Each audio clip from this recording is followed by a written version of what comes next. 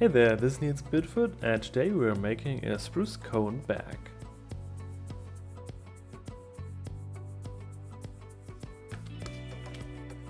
As always, starting with the pattern, getting it cut out and put together, transfer it onto leather, and cut out this too.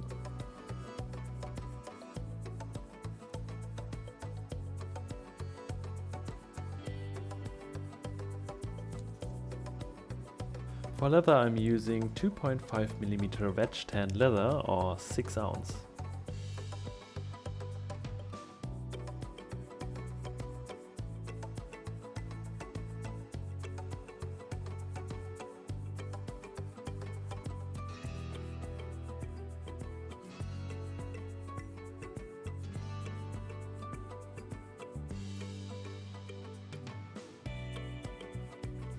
For all these strap-like shaped pieces, you can optionally thin out them at both ends, so when they later on overlap they are not doubled in thickness. Also, we want to bevel the top side of all the edges to prepare them for burnishing. Also, there's quite a few round holes to punch.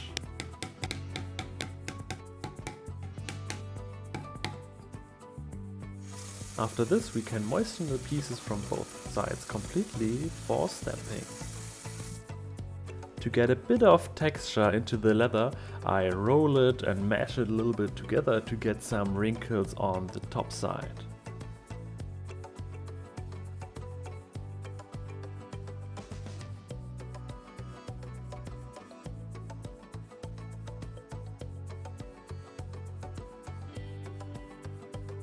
To get even more texture into the leather and give the dye from the airbrush more to hold on to, I use this old shoemaker's tool.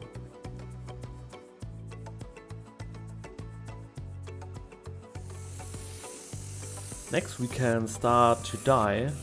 As mentioned, I like to use the airbrush here, and with the specific texture, when I now here at the darker parts, it sticks more in these deep areas and looks really nice. To finish the leather, I use some neatsfoot oil and cover it all with the resist.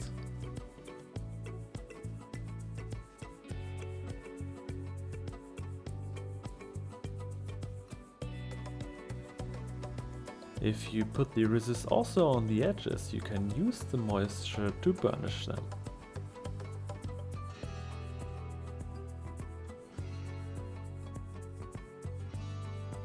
On the two straps I use a push button to make it easily to be attached to your belt.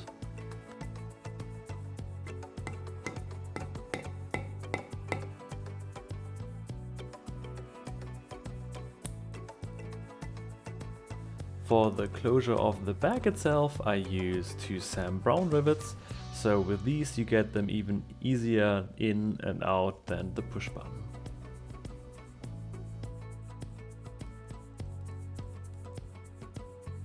And then I also punch the holes where they fit in. To give myself a little bit easier time to make these into a circle, I pre-bend them a little bit.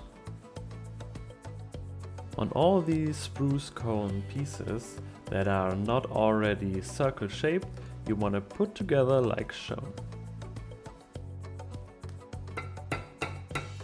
At some point you require an anvil for this project. You can use a shoemaker's anvil like I do here, or a really big anvil, or a really small anvil, or even any big piece of metal that fits in the spruce cone.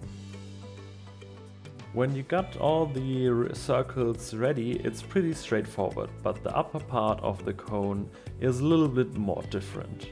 So here you start with the piece that has the upper part of your closures and attach it to the next level.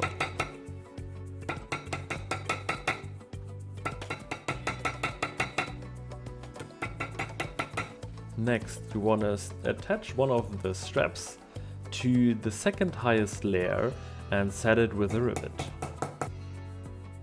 The inner hole that you see here needs a long rivet, and there you attach also the highest layer. The other strap you also attach with a long rivet through the two upper layers, but only in this one hole for now. Bend up the remaining lash a little bit and fit it underneath the two layers that you've put together already. Then simply attach everything with rivets.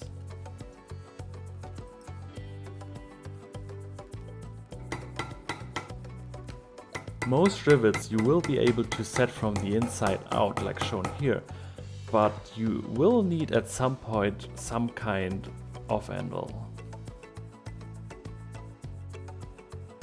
Here you can see the two upper closure holes, and opposite of both of them is the attachment where you put together the lower and the upper piece.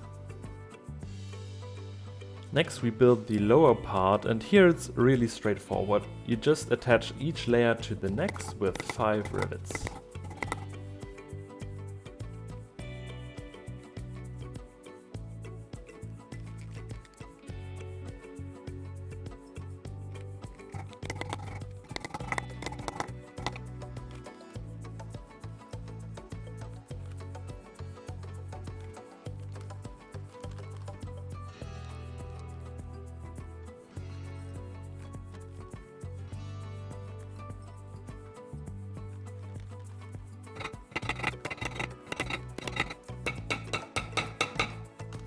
Until you reach the piece with the lower part of the closure. Here you need just one rivet to attach it to the upper part.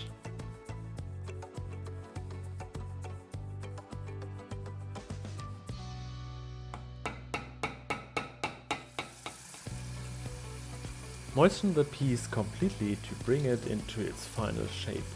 I used hot water here just to stiffen it up a little bit more.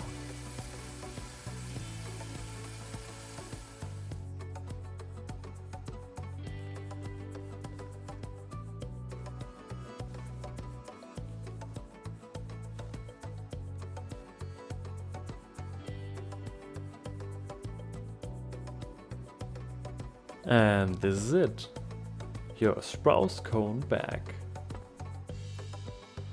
Let me know what you think about this down in the comments, leave a like if you enjoyed it, be sure to check out my other videos and see you guys next time. Have a great day!